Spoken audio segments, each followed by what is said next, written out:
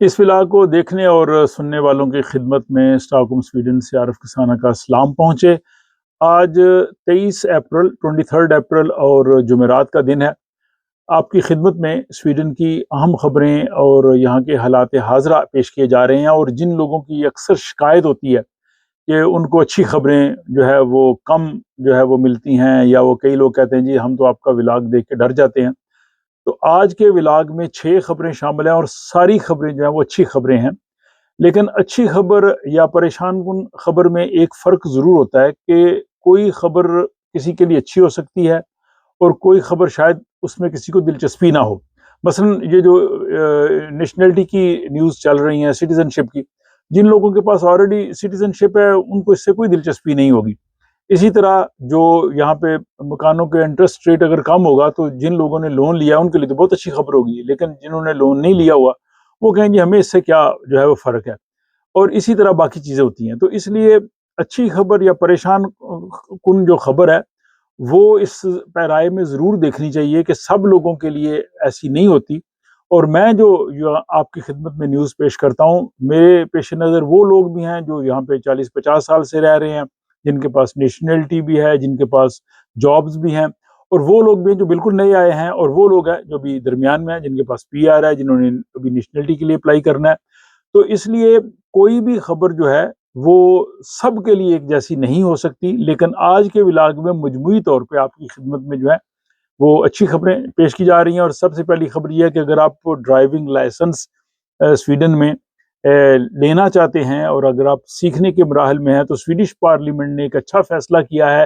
کہ اب لائسنس لینے کے لیے پہلے جو اسٹوڈنٹ ہوتا تھا اور اس کے ساتھ جو اس کا سپروائزر ہوتا تھا، ٹریننگ سپروائزر، جس کی موجودگی میں جو ہے وہ ڈرائیونگ انہوں نے کرنی ہوتی ہے، اب دونوں کے لیے وہ پہلے کورس کرنے کی ضرورت نہیں۔ 2006 سے یہ لازمی ہو گیا تھا کہ پہلے دونوں کورس کرتے تھے، اور کورس کرنے کے بعد پھر وہ جو ٹیسٹ ڈرائیونگ ہے، اووننگ شور ہے، وہ کرتے تھے۔ اور اس میں کچھ دقت بھی تھی، اور حکومت نے دیکھا کہ اس کورس کا اتنا خاص فائدہ نہیں ہوا، تو اس لیے یہ جو پرائیویٹ کورس تھا اب اس کی ضرورت نہیں رہے گی، اور اب لوگ جو ہے وہ آسانی سے اپنے گھر کے جو افراد ہیں یا دوست ہیں یا کسی کے ساتھ بھی وہ ڈرائیونگ کر سکیں گے۔ اور یہ جو قانون ہے یہ 1 اگست 2026 یعنی 1 اگست سے جو ہے وہ نافذ ہو جائے گا۔ تو یہ اچھی خبر ہے ان لوگوں کے لیے جو ڈرائیونگ سیکھنا چاہتے ہیں۔ اور دوسری خبر وہ بھی قدر اچھی خبر ہے جن لوگوں نے سویڈن کی سٹیزن شپ کے لیے اپلائی کر رکھا ہے، اور ان کو خدشہ ہے، ان کو ڈر ہے کہ اگر 6 جون تک ان کی اپلیکیشن پہ جو ہے وہ ڈیسیژن نہ آیا تو ان کو پھر نئے رولز کے مطابق جو ہے وہ لیا جائے گا۔ تو سویڈن کی اپوزیشن پارٹیز پوری کوشش کر رہی ہیں کہ ان کے لیے ٹرانزیشنل رولز رکھے جائیں اور ان کا فیصلہ پرانے قانون کے تحت ہی ہو، اور اس میں تقریباً 1 لاکھ کے قریب لوگ ہیں، بہت بڑی تعداد ہے۔ تو اپوزیشن چاروں جماعتیں اب متحد ہو گئی ہیں اور وہ کوشش کر رہی ہیں کہ ان کو جو ہے وہ اس میں کامیابی ہو۔ باقی جو رولز بننے ہیں وہ تو بننے ہیں، وہ تو سب لوگوں کے لیے ہوں گے، لیکن صرف جو پرانی اپلیکیشنز ہیں وہ پرانے قانون کے تحت ہوں۔ تو 29 اپریل کو سویڈش پارلیمنٹ اس پہ فیصلہ کرے گی، اور 29 کی جو آفٹرنون شام کو آپ ولاگ دیکھ لیں گے، اس میں ساری چیز آ جائے گی۔ اپوزیشن کی کوشش ہے کہ کم از کم ان کو اگر 2 پارلیمنٹ کے ممبر مل گئے، اور ہو سکتا ہے ان کو لبرل پارٹی سے مل جائیں، تو پھر جو ہے ٹرانزیشنل رولز، پرانے قوانین جو ہیں جو پرانی اپلیکینٹس ہیں ان کے لیے آ جائیں گے۔ تو یہ بھی ایک اچھی خبر ہے۔ اور تیسری اچھی خبر ان لوگوں کے لیے جنہوں نے جو ہے وہ قرضہ لیا ہوا ہے گھروں کے جو خریدنے کے لیے، اپنا بو لون جو ہے وہ ہاؤسنگ جو لونز ہیں جن کے پاس، تو سویڈن کا جو بینک ہے اس نے ابھی اس پہ ریویو کرنا ہے مئی میں دوبارہ اس کو جو انٹرسٹ ریٹ کو۔ لیکن یہاں جو سب سے بڑا بینک ہے SBAB جو کہ گھروں کے قرضے دیتا ہے، انہوں نے توقع ظاہر کیا ہے کہ یہ اس میں اضافہ نہیں ہوگا، 1.75 ہی رہے گا۔ انہوں نے کہا جی اگرچہ حالات کافی خراب ہے، آپ کو پتہ ہے دنیا کے جنگ شنگ یہ وہ، لیکن ان کا خیال ہے کہ یہ انٹرسٹ ریٹ جو ہے وہ ایسے رہے گا، اور اگر انٹرسٹ ریٹ بڑھے تو پھر ظاہر جو ہے وہ اس سے آپ کو پتہ ہے باقی چیزیں بھی جو ہے شرح سود بڑھنے سے جو ہے وہ مہنگائی بڑھ جاتی ہے، لیکن گھروں کی قیمتیں جو ہے وہ 4% تک بڑھنے کا امکان ہے۔ تو یہ ان کے لیے فائدہ ہے جنہوں نے گھر بیچنا ہے، لیکن ظاہر جنہوں نے خریدنا ہے ان کے لیے اچھی نہیں ہے۔ تو پھر جیسے میں نے کہا کہ اچھی بری خبر جو ہے وہ ریلیٹیو ہے، وہ سب کے لیے شاید ایک جیسی نہیں ہوتی۔ اور چوتھی خبر یہ ہے کہ اسٹاک ہوم کا جو ایک وسطی شہر ہے ویسٹروس، وہاں پہ جو کمیون ہے، میونسپلٹی ہے، انہوں نے طلبہ اور والدین کو کہا ہے کہ وہ اساتذہ کو، ٹیچرز کو تحفے نہ دیں۔ یہاں جب یہ ختم ہوتی ہے ٹرم یا جو تعلیمی سال ہے، ابھی جون میں ختم ہونا ہے، تو والدین پھر اسکول جاتے ہیں، وہاں پہ فنکشن ہوتا ہے، والدین کو بھی بلاتے ہیں، تو اکثر بچے جو ہے وہ اساتذہ کو تحفے دیتے ہیں، چھوٹے موٹے تحفے دیتے ہیں، ہم بھی دیتے رہے ہیں یہاں پہ، بلکہ بعض ملکوں میں بھی رواج ہے۔ لیکن اب میونسپلٹی نے سوچا ہے کہ کچھ اسٹوڈنٹس دے سکتے ہیں، ان کے والدین جو ہے ان کے پاس افورڈ کر سکتے ہیں، اور کچھ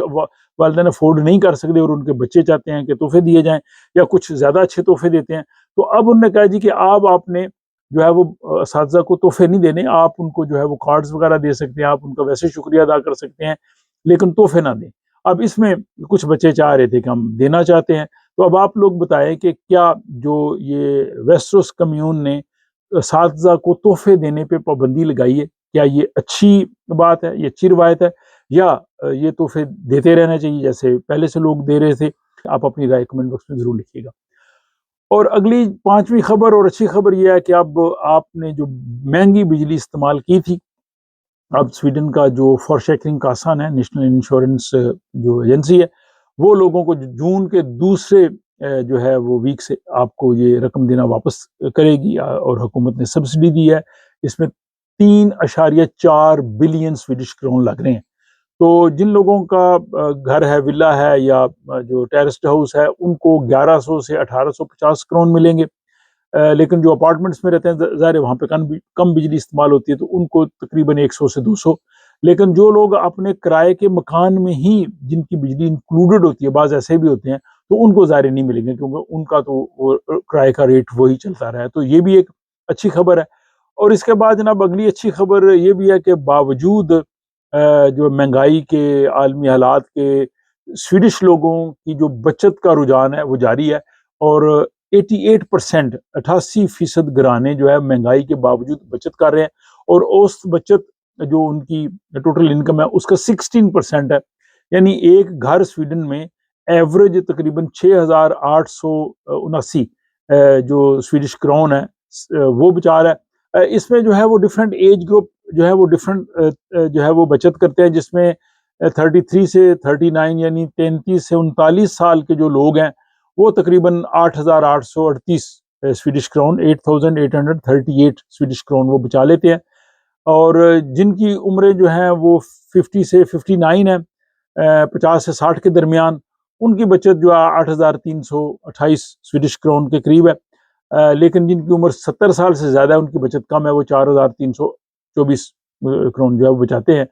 تو یہ جناب بچت کی صورتحال ہے۔ اب آپ کی خدمت میں میں نے آج جو 23 اپریل کو سویڈن کی